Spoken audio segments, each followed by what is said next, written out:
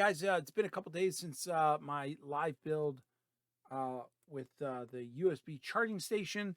A little bit of cleaning, and then we'll get back to that. Got a couple mail calls. Important one first. Wigwag Workshop dropping a sticker on me. He also included one of these.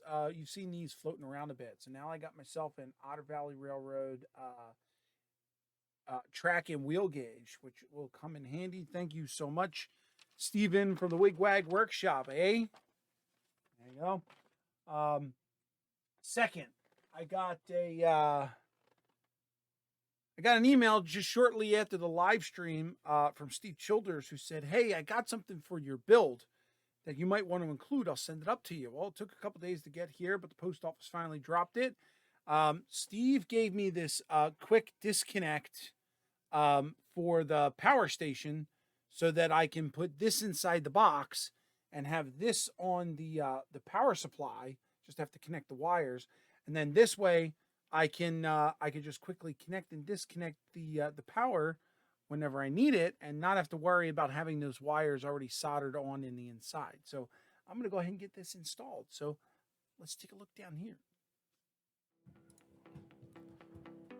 All right, gang, the rest of this we're going to do as voiceover. You're going to see here in a second, I've tidied up the box. I got all the wires connected up without those funky connectors. It looks really nice. Here you can see I'm drilling the hole where the female plug is going to go, right in the bottom of the box, not far from the switch. This way it keeps the top of the box clean so I can put the power supply sitting on top of it. And here I'm just connecting up the wires that are needed that are going to go to that plug. So the ground wires going in there, and then the positive line goes in there. And then you're going to notice, pay attention, I'm actually doing something wrong here. I'm going to see if you guys can catch it. But on with the progress. This is basically simply just soldering some wires together. What I did here is I actually took off the wires that went to the plug. I'm using my helping hands here just to give me a third hand, fourth hand as I get this together. Now the positive line goes to the center of that little plug.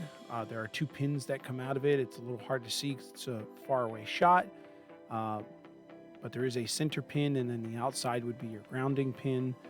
So I'm just connecting that and soldering the wire directly to that center pin here. And then, of course, we're going to put a little heat shrink tubing around it to make it secure and look real nice. I just use the soldering iron to shrink the tubing. Works just fine. Don't let it sit on there too long, and it won't completely like melt it off. But it does do a good job of shrinking it. And here, made the mistake of actually touching it and burnt my finger. And here's my second try. We're just flipping it over to get to the other side of the pin. And here comes the other ground wire. Has anyone figured out what I did wrong yet?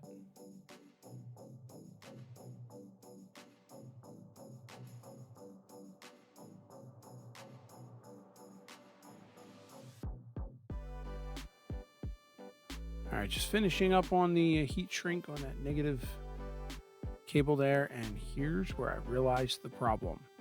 I went and I put the wires on and never fed the switch through the hole.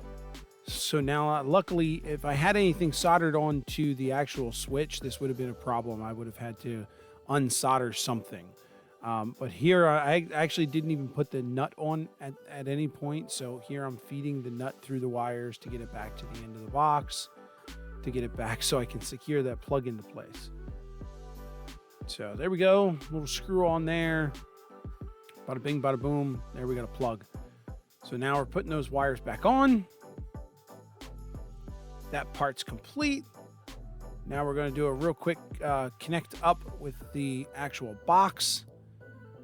And here I am just doing a test fit to make sure that everything fits in the box with all the other parts that are attached to the actual lid.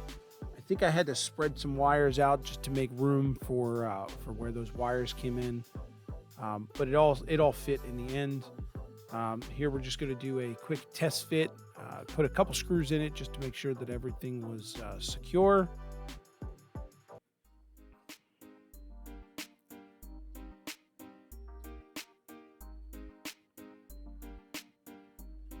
And now we just got to work on the power supply. So we're going to do the same thing as before, just soldering some wires together, putting on some heat shrink tubing.